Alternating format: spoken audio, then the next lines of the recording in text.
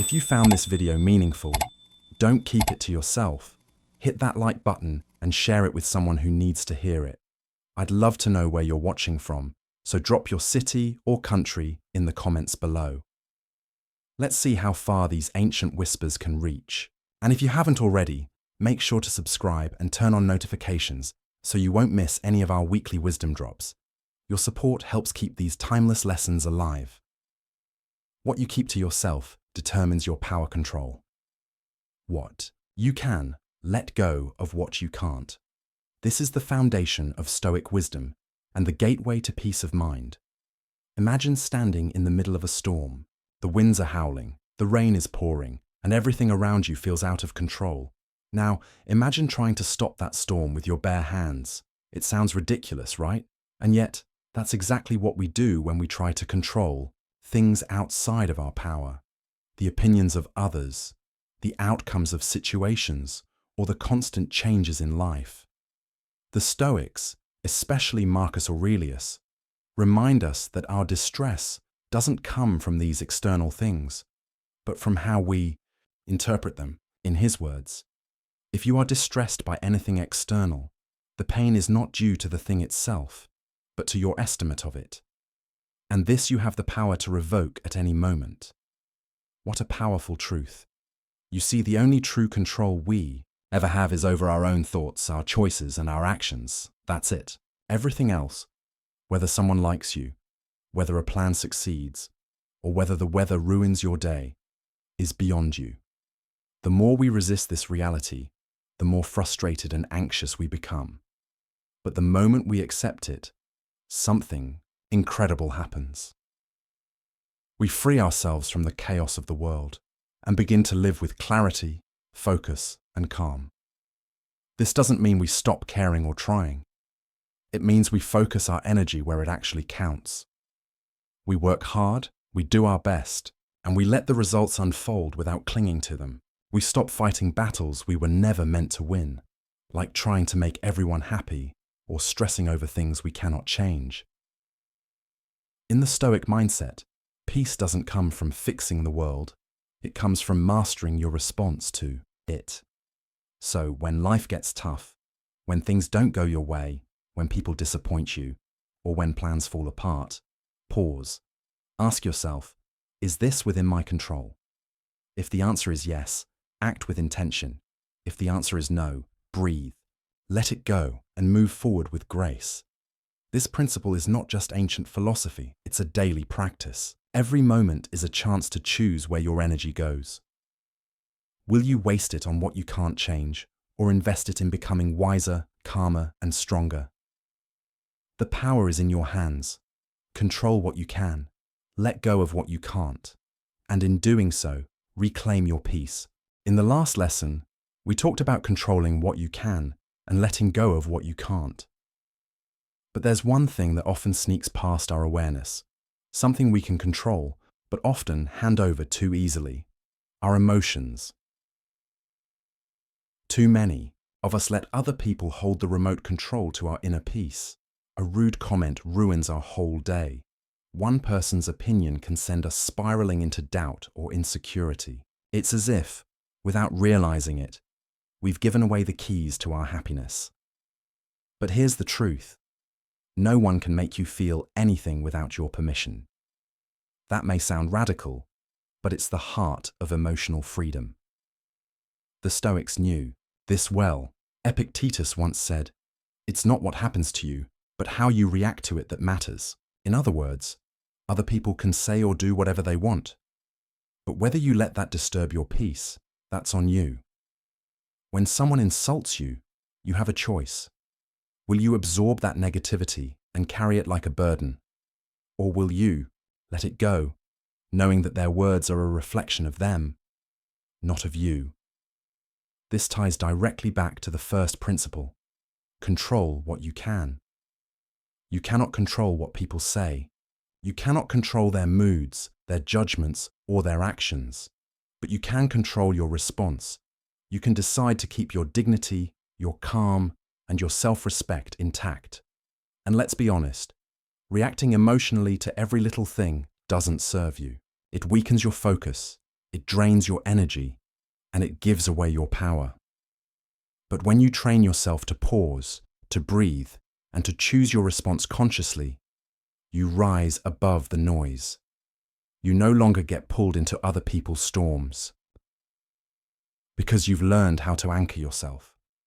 This doesn't mean you become cold or disconnected. It means you become wise. You learn to respond, not react. You learn to protect your energy, not waste it. You learn to keep your peace sacred. And that is one of the most powerful things a person can do. So the next time someone tests your patience or throws negativity your way, stop and remind yourself, this is not mine to carry. You don't need to argue. You don't need to win. You don't even need to explain. You just need to choose. Choose not to give them that power. Because emotional mastery isn't about suppressing how you feel. It's about owning how you feel and choosing how you show up. When you stop letting others control your emotions, you begin to live on your own terms. Stay grounded, stay calm. And remember, your peace is yours to protect.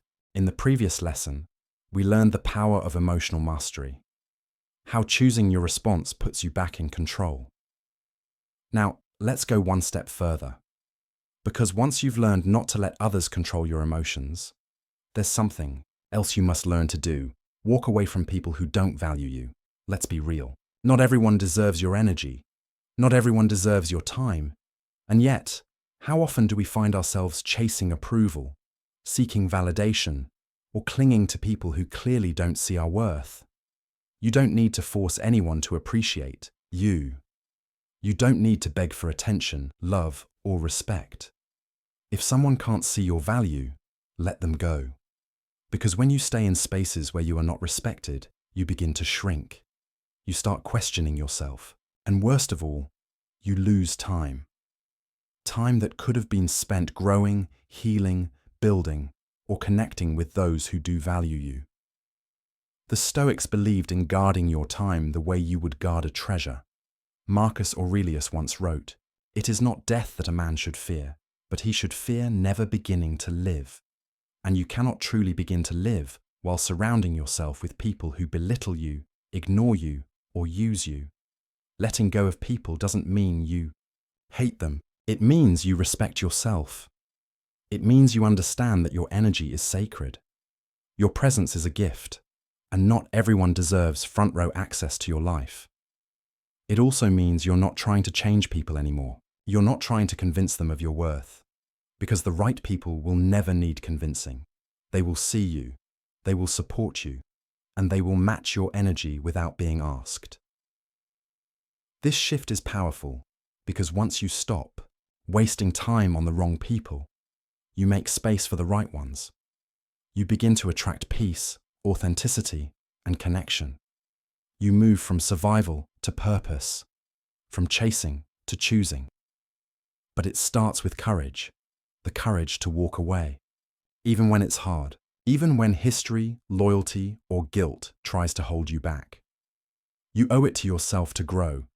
You owe it to yourself to protect your light. So ask yourself this: who in your life is draining you? Who do you constantly have to prove yourself to? And then ask, what would happen if I simply stopped trying? Sometimes the most powerful move is silence, distance. Letting go with grace, not out of bitterness, but out of wisdom. Remember, your peace, your time, and your heart are not unlimited. Spend them wisely. Give them to those who reflect your worth, not those who make you question it. Your energy is your currency. Don't spend it on people who can't afford your value. In our last reflection, we talked about walking away from people who don't value you, how protecting your peace and energy is a powerful form of self-respect. But let me ask you this: what good is peace of mind or even success if your body is breaking down? What's the point of achieving your goals if you sacrifice your health along the way? True wealth begins with health, not money, not status, not trophies on a shelf. If your body is tired, if your mind is foggy, if your spirit is drained. No amount of external success can fill that void. Too often, we're taught to hustle endlessly, to grind until we burn out. Society celebrates overworking, skipping meals, running on caffeine, pulling all-nighters. But here's the truth no one likes to talk about. Chasing success without honoring your health is like building a mansion on a cracked foundation. Sooner or later, it all comes crashing down. You can replace money. You can rebuild your business. You can even start over in your career. But you cannot buy back your health. Once it's gone, it's gone. That's why the ancient masters often said, "The body is the temple of the soul." And if the temple collapses, so does everything inside it. Think about it. What's the use of achieving everything you've ever wanted if you're too sick or too tired to enjoy it? You don't need to choose between ambition and well-being. You just need to stop glorifying self-destruction. Rest is not weakness. Taking care of yourself is not laziness. It's wisdom. It's strategy. Because a strong, rested body carries a sharp, focused mind. And here's something else. Health isn't just about hitting the gym or eating vegetables. It's also about mental health, emotional health, spiritual alignment. Are you sleeping well? Are you drinking enough water? Are you feeding your mind with clarity or chaos? What kind of life are you building if your heart's not in it and your body's falling apart? This doesn't mean stop working hard. It means work smarter. Take breaks. Move your body. Prioritize sleep. Get sunlight. Say no to what drains you. Say yes to balance.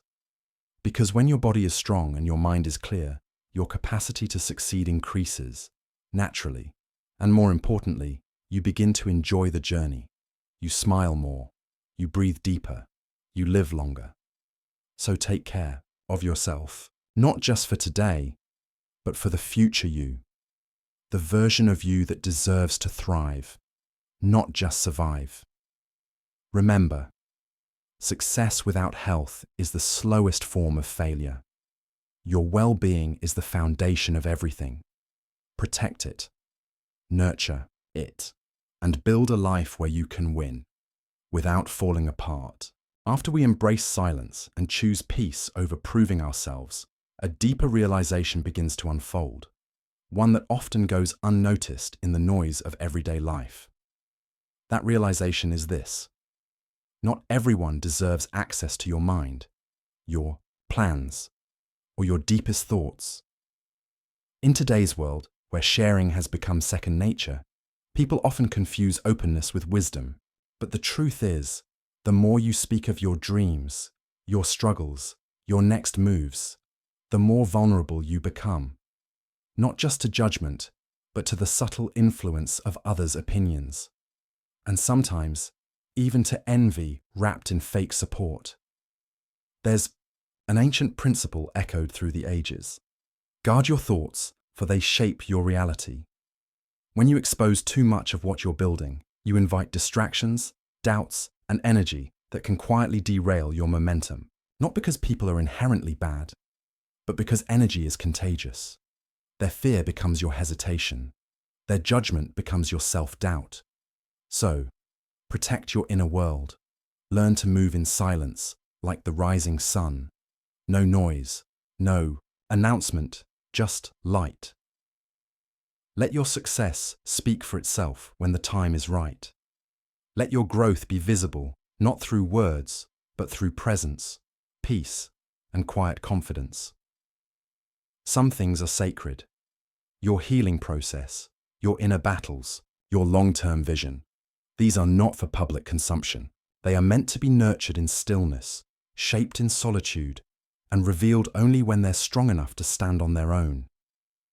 There is unmatched strength in keeping your intentions private, not because you're hiding, but because you are honoring the process, because you understand that seeds don't grow when constantly dug up and exposed.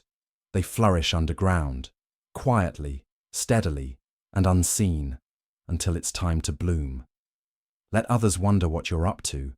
Let them make their assumptions. You owe no explanations. Your life is not a performance. It's a sacred journey, and not everyone deserves front row access to it.